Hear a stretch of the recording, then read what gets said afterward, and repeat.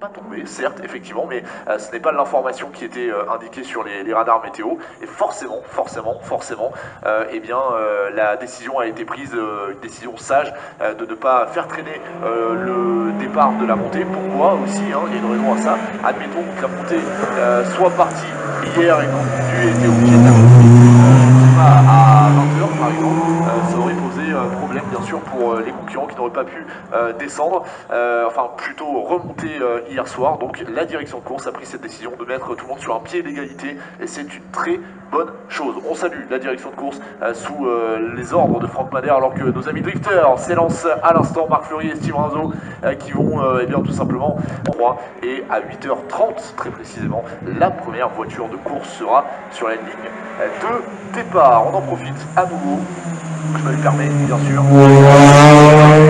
ce travail de toute l'équipe d'organisation, de tout le comité.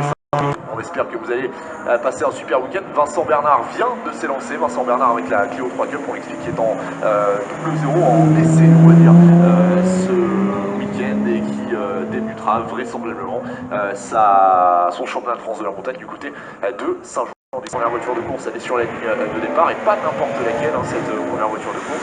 Celle d'Alain Thierry, le pensionnaire de Lazare.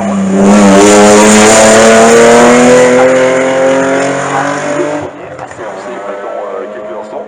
Je vous propose, Maxime, qu'on reste encore un tout petit peu en musique pendant quelques instants.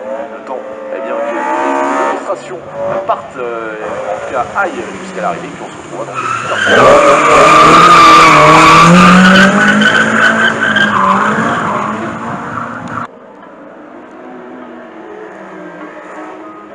Alors, juste avant, bien sûr, de lancer les hostilités, il y a une voiture